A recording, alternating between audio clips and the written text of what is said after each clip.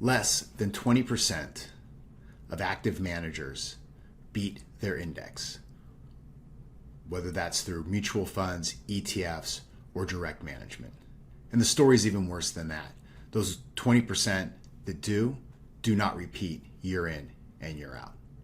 Hi, I'm Scott Leonard, certified financial planning professional, and I'm the founder and partner of Navigoe, a wealth management firm. Let me explain to you what's going on here. First, let me talk a little bit about the market and the stock market. And you need to think about this as a zero-sum game, because it really is. What's going on is we've got the market, this big basket of stocks. And you could come in and you could be a passive manager and you could just buy that entire basket. You could buy and own all of those stocks. Or you could try to do active management, which is really where you're going to buy a subset of those stocks. And your goal is to beat that passive strategy, right? You're going to beat the strategy of owning all of them by owning less. You're going to try and own the good stocks. And you're going to try not to own the bad stocks. That's really what your goal is. But what's going on in the marketplace is every time there's a trade, there's a buyer and there's a seller of every single stock. And in this active management game, you've got to think that if you're buying a stock, you're guessing the stock is undervalued and it's going to do really well. But if you're a seller of the stock, you're saying the stock is overvalued and it's not going to do well. And you can't be a buyer unless there's actually a seller, right? So in every transaction, there's a winner and there's a loser. And that's how we come up with that concept. We call it a zero-sum game. What does it really look like? I'm going to graph it out for you here. Well, if we start with here on this thing, we have the managers. This is the number of managers that get a certain performance or a certain return, which is down here on the bottom of this. So this is the highest returns up here in the marketplace. But in order for people to wind up with these great returns, you have to have somebody down here, right? Everybody can't have the best returns. In order to get a great return, someone's got to get a bad return. And that's where we get this bell-shaped distribution of returns in the marketplace. So that's kind of where we start with all this. And what we'd expect to happen is right here in the middle, right? Call that average. We would expect that to be what a passive strategy would do. If you're a passive manager and you're owning the entire market, you would expect to be right here in the middle. And then you're going to have half of the active managers do better and half of the active managers do worse. That's really not what's going on. What's really going on is right here. This is where passive sits. We could also call it an index fund. An index fund is a tool out there that allows you to buy the market. It's as an index fund.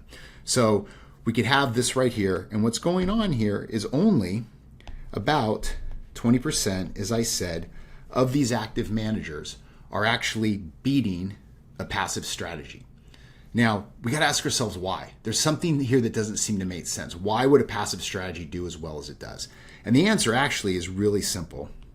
This difference here is just the cost of active management.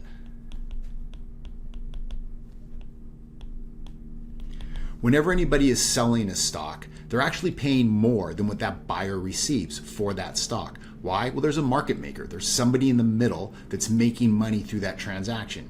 Those institutions may also be paying a commission for that to happen. And then also, ultimately, they're not doing it for free. So these active managers that we may go out and hire through a mutual fund or an ETF are actually charging us a management fee to be there. And that's what we're really seeing here with what's going on with this graph right now. Now, important to understand that nobody is disagreeing with this information at all. This is just math. This is 2 + 2 = 4. Where you'll see the active-passive debate happening in the marketplace is it has to do with this 20%. And are they here because it's luck, or are they here because it's skill? Well, the active managers are going to tell you they're there because they're skillful. But the reality of it is there's no evidence that there are skillful managers. In fact, the evidence is quite to the contrary. Let me start showing you some of these actual hard numbers on what's going on with this.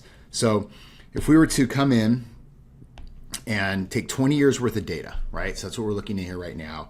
And 20 years ago, there were almost 3,000 actively managed mutual funds out there. After 20 years, only 46% of those funds are even still around. Now, let me suggest something, that funds don't go away and disappear because they have great performance.